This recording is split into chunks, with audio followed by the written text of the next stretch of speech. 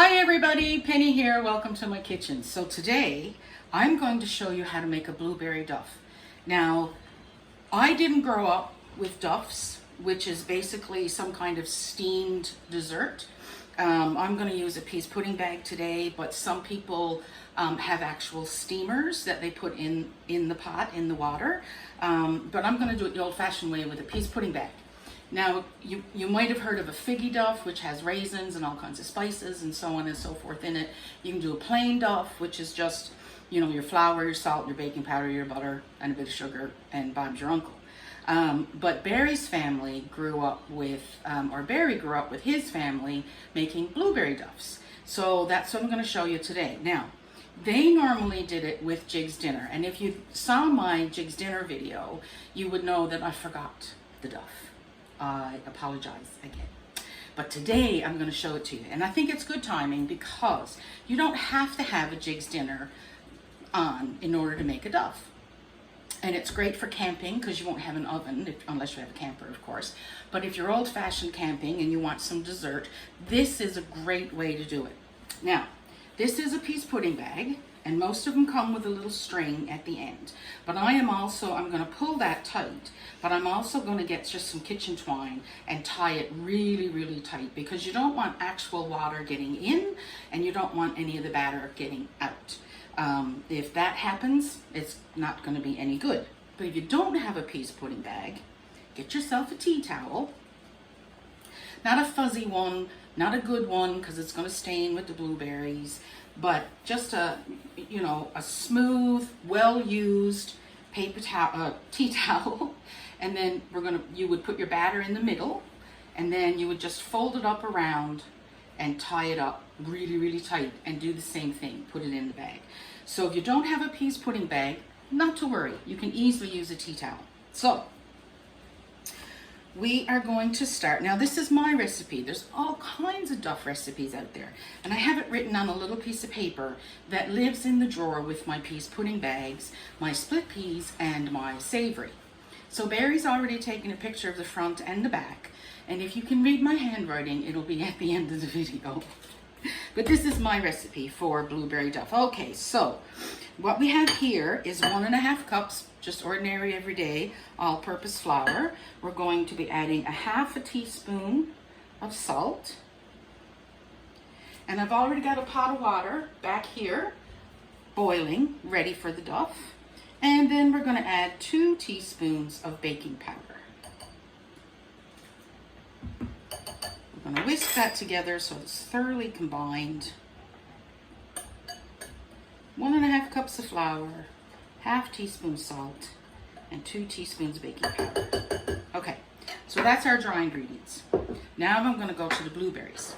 So this is 1 cup of washed and dried blueberries, and in the bottom I have about a tablespoon of flour. And we're going to gently, very gently, stir those so that they are covered in the flour. Now, apparently, this keeps your blueberries or cranberries or whatever from sinking in your batter. I have no idea if that's true or not. I've watched some people and read some cookbooks that say, don't bother, it doesn't really work, there's no difference. And then I've had other people say, oh yes, you have to do it. So, we did it anyway. It can't hurt. So that's our blueberries.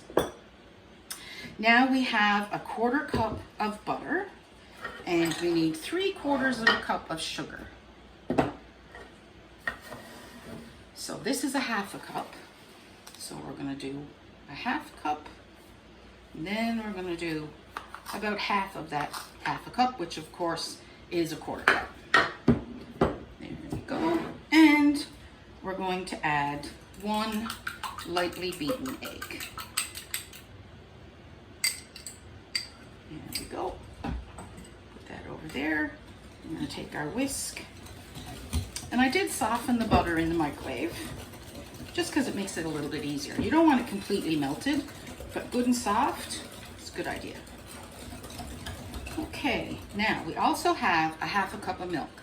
Now, if I was doing other baking today, I would use tinned milk, right? The condensed milk, not sweetened condensed milk. That's a whole different ballgame. But a tin of milk. But I didn't want to open a tin of milk for a 1/2 cup. So we're just using regular milk. Whatever you've got in the fridge, if you've got cream in the fridge, go ahead and use that. Whatever you've got would be perfect. Okay, so we'll lay that over there. Now we are going to add the dry ingredients alternately with the flour. We're going to start with the flour, so about a third. And we're just going to fold it in and mix a little. Make sure you get the sides. If you hear a fan or a buzzing in the background, it's because it's 30+ degrees here today. We have the air conditioning on, but the temperature along with my internal furnace, it just makes it impossible. It feels like summer. It feels like summer, that's right. So now we're going to put in about half the milk. And we're just going to give that a stir gently because you don't want your milk to go everywhere. There we go.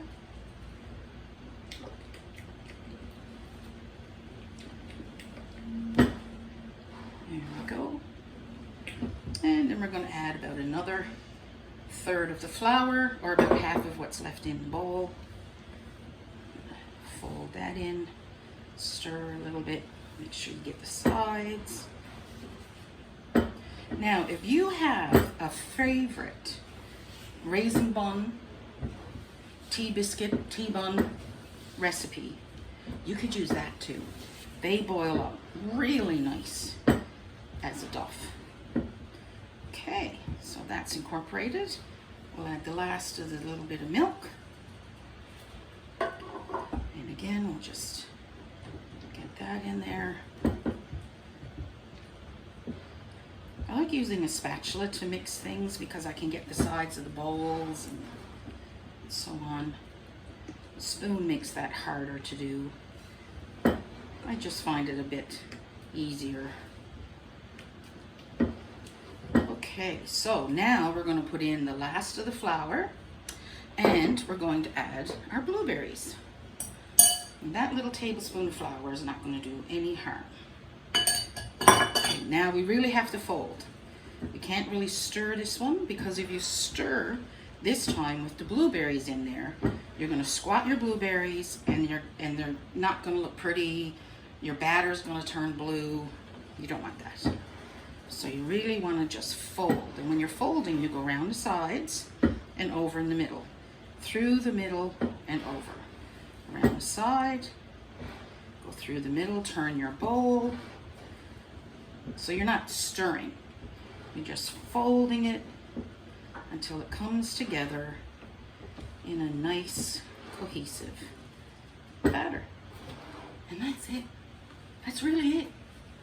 So now, this is a well-loved peas pudding bag. As you can probably see, there's, marks on it and stains on it and whatnot. Don't worry about it. It will not affect your duff. And we're going to spoon that in there. And we're really going to try to get it right to the bottom. Although it will fill out the bag. But we are going to try and get it right to the bottom. Now, Barry, if I could trouble you for the kitchen string and pair of scissors, because I forgot them, that would be awesome.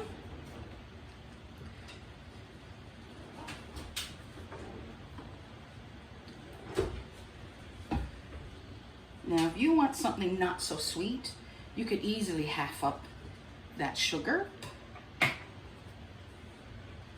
But this is the way Barry likes it. He likes it sweet. And I don't make it very often, so when I make it the way he likes to have it. Okay, so we're going to just press that down just ever so lightly. I did get some on the outside of the bag, and we're not going to worry about it. So now we're going to take a little bit of kitchen string and we're going to just tie it once. If I can get my hands together here, I got a little bit of batter on them. Nice and tight. And then we're going to tie a knot on this side because we're only going to cut it off after. Now, in the bottom of the pot, I have just a steel rack so that this doesn't touch the bottom. But if you don't have a steel rack, you can easily tie this part to the handle of your pot so that it doesn't touch the bottom, but you have to make sure it's completely submerged in the water, okay? So I'm gonna put this in the pot, bring it back up to a good rolling boil, and then I'm gonna let it simmer, a high simmer, for 1 hour. And when we come back, I'm gonna let it cool, and when we come back, I'll take it out of the bag and show you the blueberry duff. So we'll be back in a little over an hour. Hey everybody, back again. So our blueberry duff was in the boiling water for 1 hour. It's been sitting out for about 20 minutes, so it's still really warm, but it's certainly not hot. It's easy to handle. So when you look at the picture at the end of the video, you'll see the front page of my little scrappy note and the back page. And on the back page, Barry's family always serves this with the actual Jig's dinner, Sunday dinner, roast, gravy, the whole 9 yards. But traditionally, it's served as a dessert. Now you can eat it just like it is, or you can throw some ice cream on it, you can put whipped cream on it, Bob's your uncle. But you can also make what's called a hot butter sauce, which is on the back page. I'm not gonna make the hot butter sauce because it's just way too much sugar for me. But it's a half a cup of butter, 1 cup of sugar, 1 teaspoon of vanilla, and 1 cup of whole milk or cream or tin milk. Typically I would use tin milk. Bring to a soft boil and simmer until slightly thickened. And then you would pour it over your slice of your blueberry duff, or whatever kind of duff you want to make. So this is the blueberry duff.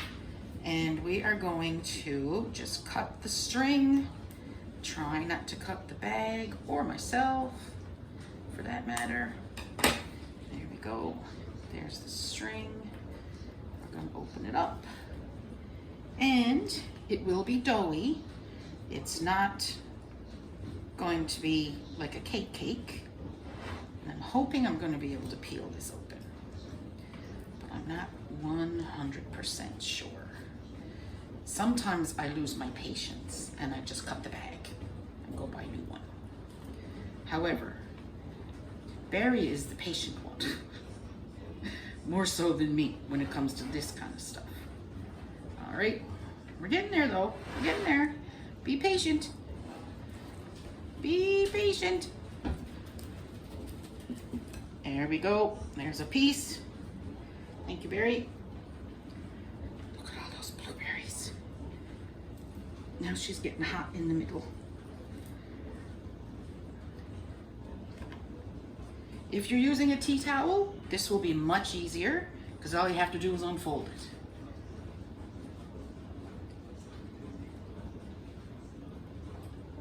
And ta-da! That's a blueberry duff. And you get to scrape all this off, all this goodness. Serve it in a bowl. There we go. Oops, got more over here. And you know what? I'm just going to taste that part. It's okay, babe. Mmm. Nummy, nummy, nummy. Basically all you do, slice it up, give everybody a piece. Like you say, throw some ice cream over it for dessert, or gravy over it if you're serving it with dinner, or a little bit of whipped cream, or your hot butter sauce. So I hope you give it a go. Enjoy. Bye. Ooh, that's yummy.